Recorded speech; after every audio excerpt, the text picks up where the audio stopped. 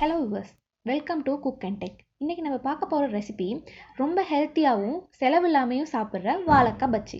இப்போ நம்ம எப்படி செய்ய போகிறோம்னு வீடியோக்குள்ளே போகலாம். வீடியோக்குள்ளே போகிறதுக்கு முன்னுக்கு இந்த வீடியோ உங்களுக்கு பிடிச்சிருந்தா ஷேர் பண்ணுங்கள், லைக் பண்ணுங்கள், கமெண்ட் பண்ணுங்கள், மறக்காமல் சப்ஸ்கிரைப் பண்ணுங்கள், பெல் பட்டனை கிளிக் பண்ணுங்கள்.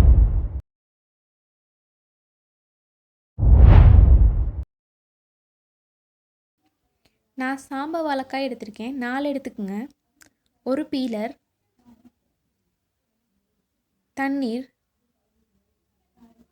salt, chili powder,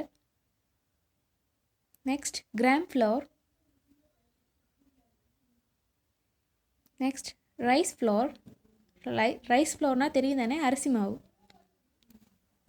turmeric, மஞ்சத்தூள், கறி பவுடர், தேவைன்னா கறி பவுடர் ஆட் பண்ணுங்கள். ஒரு மேகி சூப் கட்டி எடுத்துக்கங்க, டேஸ்ட் வரும் அப்போ தான்.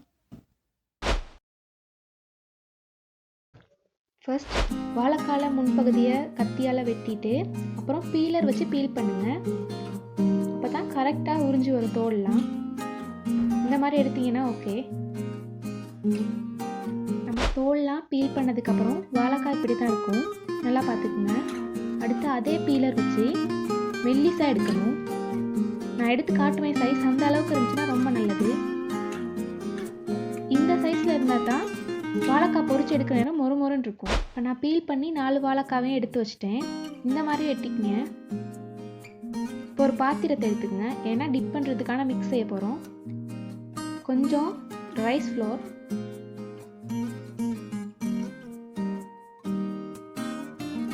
தேவையான அளவு போட்டுக்குங்க.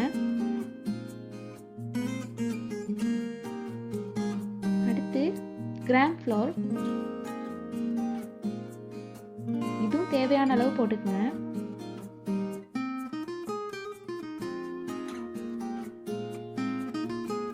அடுத்து சால்ட், சில்லி பவுடர் ஆட் பண்ணுவோம். சால்ட் வந்து குறைவாகவே போடுங்க. சில்லி பவுடர்,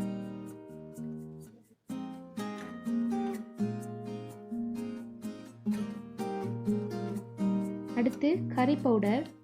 இது வந்து தேவைன்னா யூஸ் பண்ணுங்க, எங்கள் வீட்டில் எல்லாத்துக்கும் பிடிக்கும், அதனால நான் யூஸ் பண்ணுறேன்.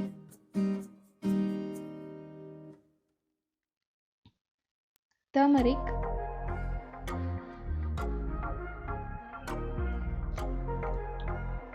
அடுத்து மேகி சூப் கட்டி. இது போட்டிங்கன்னா இன்னும் வாழைக்காய் பஜ்ஜி ரொம்பவே டேஸ்ட்டாக இருக்கும். மேகி சூப் கட்டியை நல்லா நொறுக்கி போடுங்க, இல்லாட்டி கட்டி கட்டியாக இருக்கும். அடுத்து தண்ணி ஆட் பண்ணிக்கலாம். கொஞ்சம் கொஞ்சமாக ஊற்றி கிண்டுங்க, ஏன்னா அரிசி மாவு வந்து கட்டி கட்டியாக இருக்க தொடங்கிடும். இன்னும் தண்ணி ஆட் பண்ணணும்.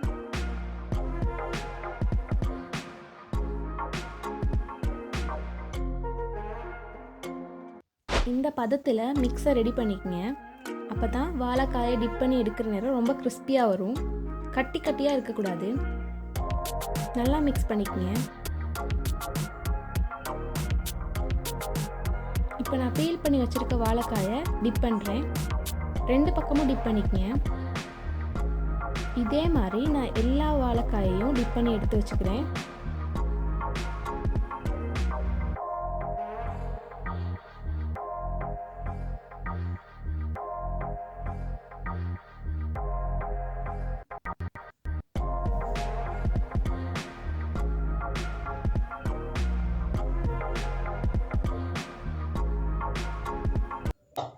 பேன் சூடாகிடுச்சு, ஆயில் ஆட் பண்ணிக்கலாம்.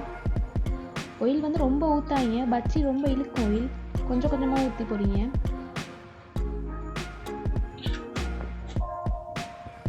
ஆயில் நல்லா சூடாகிடுச்சு. இப்போ நம்ம டிப் பண்ணி வச்சுருக்க வாழைக்காயை இதில் பொரிக்கலாம். ஒன்று ஒன்றா போடுங்க, இல்லாட்டி ஒட்டிக்கும்.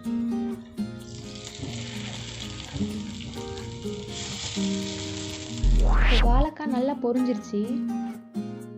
இந்த மாதிரி கோல்டன் ப்ரௌன் கலர் வர்றதை எடுத்து பாருங்க, வந்தோடனே எடுங்க. ரொம்பவே டேஸ்டாக இருக்கும் சாப்பிட்டா. வாழைக்காய் பஜ்ஜி ரெடி ஆயிடுச்சு. இந்த டிஷ் உங்களுக்கு பிடிச்சிருந்தா உங்கள் ஃப்ரெண்ட்ஸோட ஷேர் பண்ணுங்கள், கமெண்ட் பண்ணுங்கள், லைக் பண்ணுங்கள். மறக்காமல் சப்ஸ்கிரைப் பட்டனை தட்டி விட்டுருங்க.